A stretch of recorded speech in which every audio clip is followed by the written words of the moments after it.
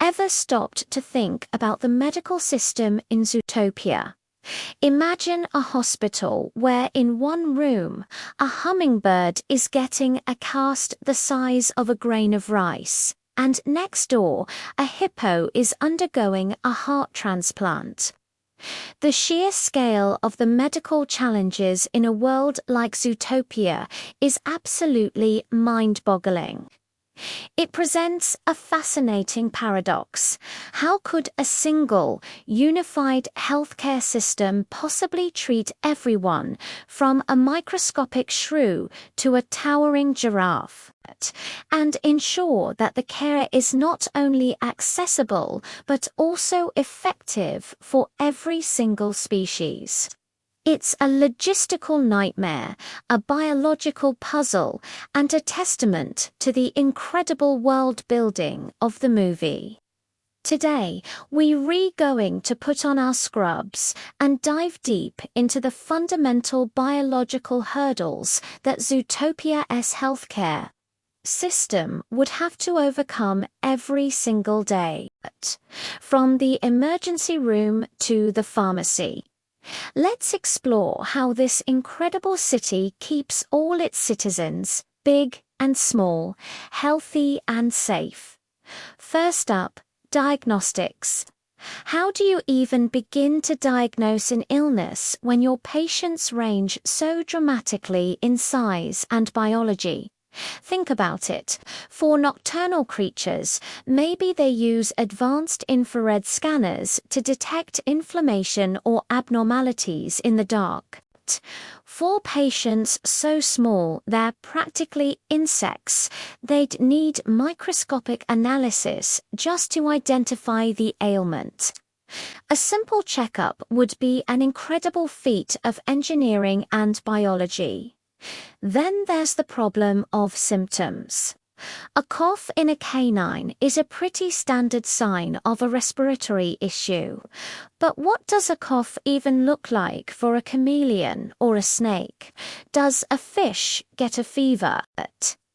Each species has its own unique physiological responses.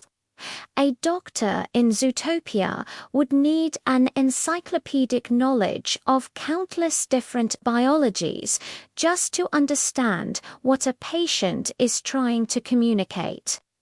This makes me wonder, could Zootopia have developed a kind of universal language of illness?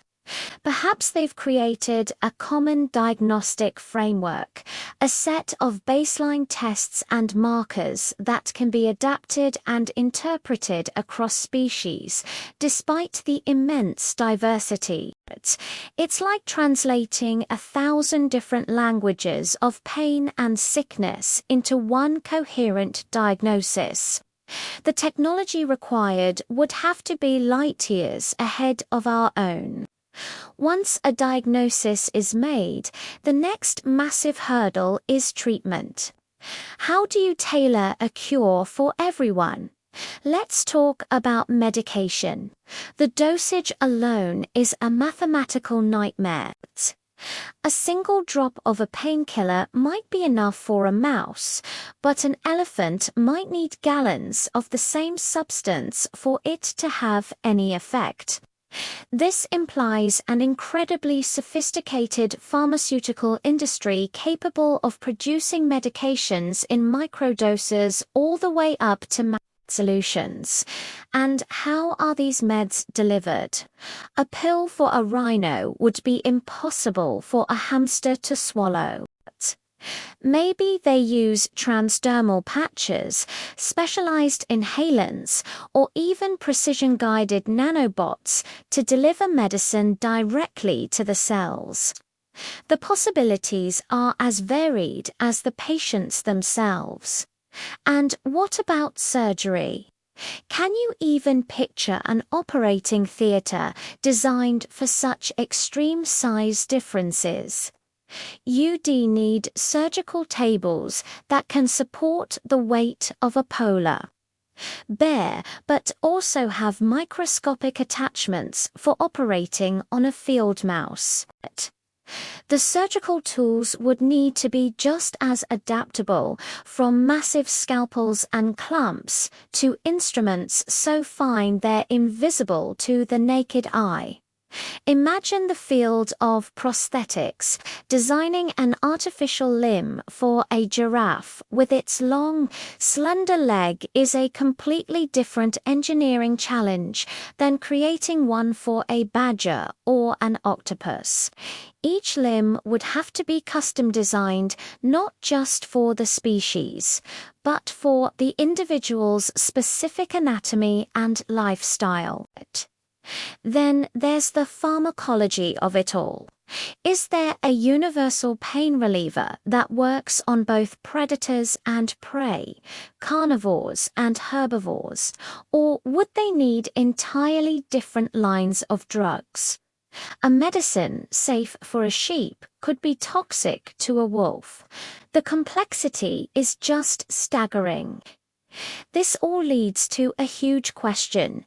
Is healthcare in Zootopia truly equitable? It's the elephant in the room, literally. Do larger, more influential, or more populous species have inherent advantages? Is it easier for a lion to get a priority appointment than a lemming? In a system with such vast resource requirements, it is easy to imagine a scenario where the bigger problems of larger animals get more attention and funding. We see societal biases in the film, so it's not a stretch to think those biases could extend to the healthcare system. What about public health? Managing a pandemic in Zootopia would be an epidemiological crisis of epic proportions.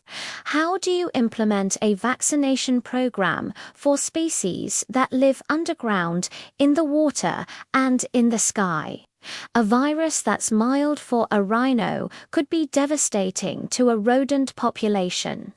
The public health department in Zootopia would need to be one of the most complex and well-coordinated organizations in the entire city, managing everything from species-specific vaccines to wellness campaigns that resonate with every citizen. And finally, how is it all paid for? Does Zootopia have a universal healthcare model where every animal is covered regardless of their job or income? Or is there a private insurance market creating economic disparities that impact who gets the best care? This question gets to the very heart of the utopia in Zootopia. Is it a perfect society for everyone, or just for some? So, what can we learn from this thought experiment? The medical system of Zootopia forces us to consider some pretty complex ethical dilemmas. In a world with interspecies medicine, how do you determine the value of every life? Does a shrew's life hold the same weight as a whale's in a resource allocation meeting? These are not easy questions, and they reflect real-world debates we have about our own healthcare systems. Thinking about Zootopia's medical marvels can also inspire us. The idea of truly personalized medicine, of technology that adapts to unique biologies, isn't just science fiction. It mirrors the direction our own medical research is heading. From genomics to custom-printed organs, we are striving for a future where treatment is tailored to the individual. Zootopia, in its own fantastical way, gives us a blueprint for what that future could look like, challenges and all. It pushes us to think bigger and more inclusively about health and wellness for everyone. And that's our deep dive into the incredible, complex, and mind-bending world of Zootopian medicine. It's a topic with endless layers to unpack. But now I want to hear from you. What other questions do you have about Zootopia's healthcare system? Do you think they have specialized veterinarians for different animal families? What about mental health services for prey animals living with constant anxiety? Let's get a discussion going in the comments below. I'd love to read your theories and ideas. Thanks so much for watching, and if you enjoyed this video, don't forget to like, subscribe, and hit that notification bell for more deep dives into your favorite fictional worlds. See you next time.